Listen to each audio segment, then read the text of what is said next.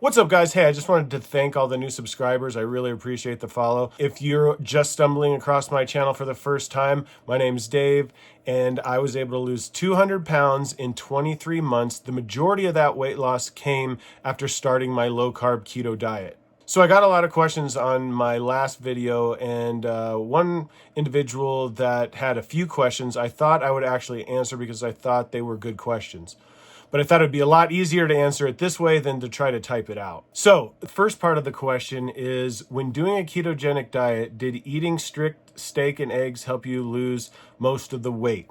And I would say it's a little bit more than that. I'm going to go back in my story before I actually started the keto diet so that I can kind of explain how I got to where I was. Basically, you could probably say I was a fast food addict. I was eating fast food at least 2 times a day, breakfast and lunch. At the very minimum, I was doing that. There were some days where I would eat fast food 3 times a day.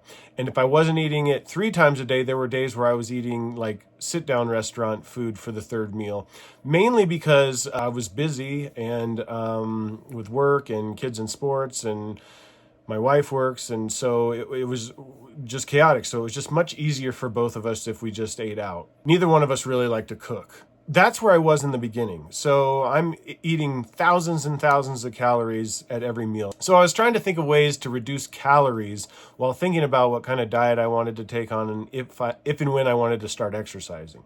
So what I did was I decided, you know what, I'm going to eat what I normally eat for breakfast and what I normally eat for dinner, and I'm just going to try to cut out lunch. And I thought if I do that, I'm probably cutting out at least 1,000 calories per day to my diet, roughly about 5 to 6 months of literally just getting used to the idea and getting my body used to eating twice a day. And that's what I did. And I became very strict with that. And I wasn't eating healthy. I wasn't eating like low carb or anything. I was literally eating whatever I wanted for breakfast and then whatever I wanted for dinner.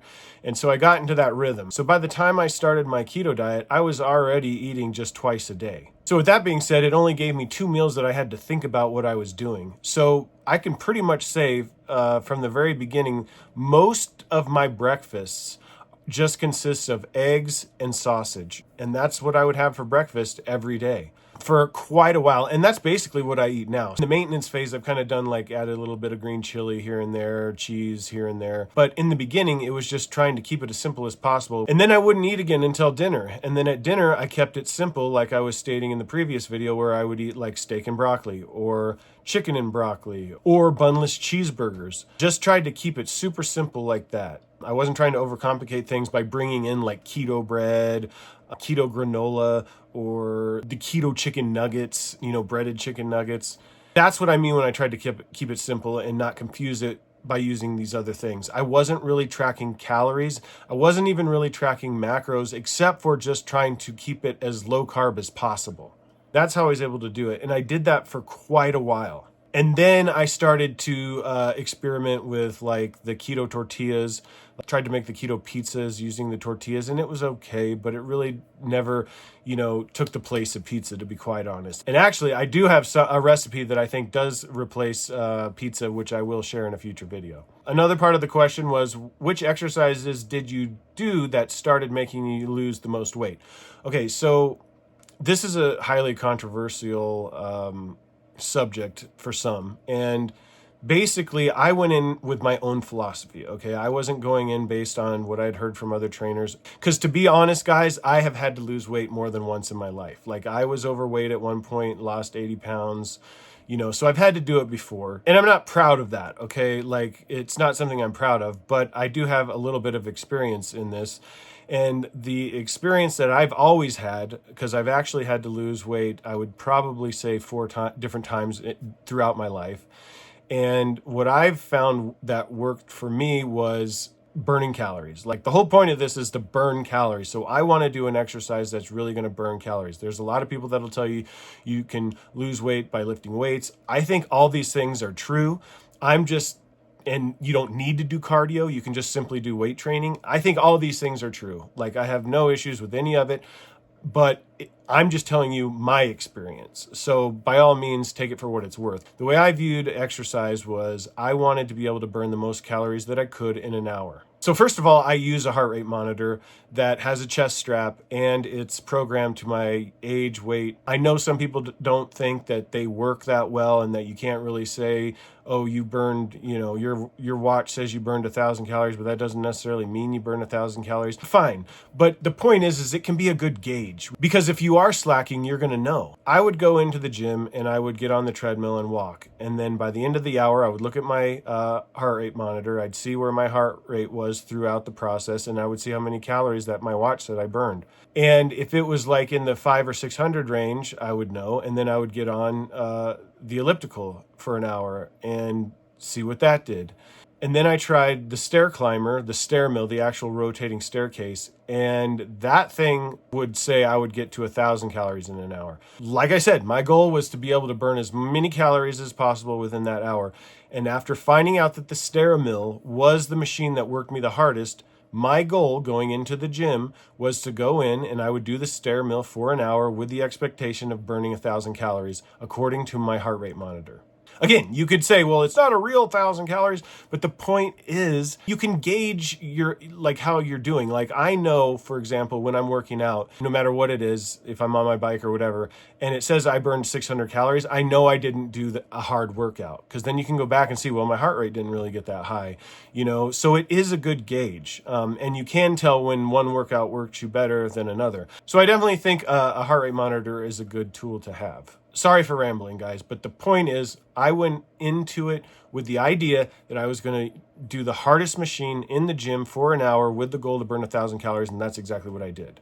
Get on my Instagram page. You can go back to when I first started, and I posted what my workouts were almost every day, and you can see how many times I was on that stair mill for an hour and I burned that many calories. And that sounds pretty intense, and I think it is, but that's my view on fitness. I want to go hard. Like, that's one of the things that I definitely think helps me. I know a lot of people say you can't out-work out a bad diet, but I think fitness is a big part of it. Not only does fitness help you feel better, but for me, it's a mind thing. If I'm working out, I want to eat right. If I stop working out, I might be more inclined to not eat right. So that's kind of also how I look at it. Plus, I have fitness goals. There's things I want to do physically, and by working out, I'm able to do those things easier, which is going to be something else I'm going to show you, something that I was able to do because of the fitness that I have been doing in a video coming up soon. By all means, you could go into it, your fitness, with just saying, hey, I just want to walk for 20 minutes every day. Just anything you can do to change it up and to add in fitness, I think is helpful. I think the harder you push yourself to work out, the more calories you're going to burn and the faster you're going to lose weight. That's just my personal opinion. I also know other people who have the same opinion that I do that have lost weight. I think really at the end of the day, it's what can you stick to? Can you stick to 20 minutes a day? Can you stick to 30 minutes a day? Can you stick to an hour a day? What is it that you feel like you can do? And then say, okay, I'm going to do this. I'm going to commit to 30 minutes a day for a month and do it. The other part of the question is, what are your thoughts on other diet methods for weight loss? Now, what I can tell you, because of those embarrassing 4 other times that I've had to lose weight, I tried other types of diets. I've tried the, 6 meals a day. I've tried the oatmeal for breakfast, salads, all that. Like, I've tried all those different kind of diets, and they were terrible for me because now, let me tell you this, they helped me lose weight the times that I used them. But the problem was, once I lost the weight, what did I do? I went right back to eating the way I was. And then, lo and behold, you slowly start to gain the weight back. And so that's why I will continue to hound to you guys, pick a diet that you can do after you've lost the weight. That's why the low carb diet works for me, because it is a diet that I can continue to do. That's why I harp on that so much, guys, because like I said, this is the 4th time that I've had to lose a significant amount of weight in my life.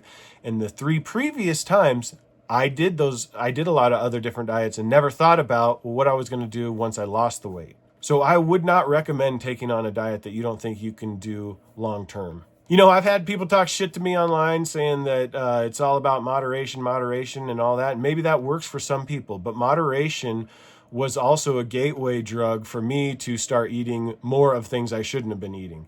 So everything's different. You've got to figure out what works for you guys. There's so many different things out there. There's so many people that are sharing their stories too. What I would do if I were you and you're just starting out, I would subscribe to me. And then I would search out other people doing it and subscribe to all of them and just suck it in every day. That's what I did.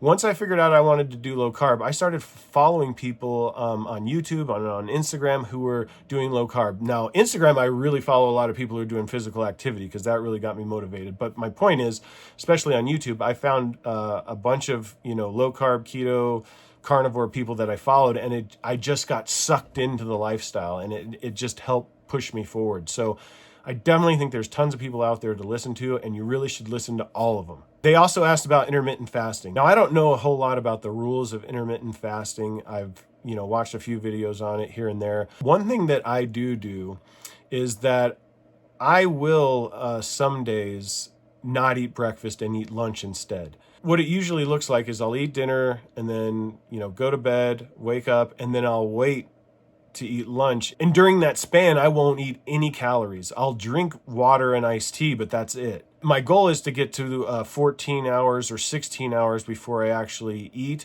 which would hopefully give me an hour or two maybe in autophagy. I guess that could be debatable as well, but I think that might be considered fasting to some degree. So I don't know if you'd consider that intermittent fasting, but I do tend to do that a couple times a week. Here's the thing. I watched a ton of other people and I saw how they were doing stuff. And I was like, I can't do that they do, but I can do that part of what they do. And then I was watching somebody else and I'm like, well, I can't do everything this person's doing, but I want to try that. So that's how I developed what I did. I was picking and choosing things from what I was seeing that other people were doing. And I thought, maybe this is what I could do. Or, whoa, that interests me. That makes me motivated. Let me try that. So that's why I think it's important to listen to everybody's story and to share what works for you. Anyway, guys, I know I rambled on there and hopefully all that stuff made sense. Anyway, got a lot of videos coming up. I'm going to be doing my lasagna recipe. I'm going to show you what that last physical challenge that I did was, which goes back to physical activity and why I work out the way I do. Then I've got how to time manage a busy day. I'm just going to go through an extremely busy day that I had and how I time manage the entire day to get my fitness in and to stick to my diet. And then, of course, we'll be going over stuff for Thanksgiving. So be sure to smash that subscribe button, hit the notification bell so you get notified when I upload a new video. Don't forget to hit that like button, and we'll catch you in the next one. Peace.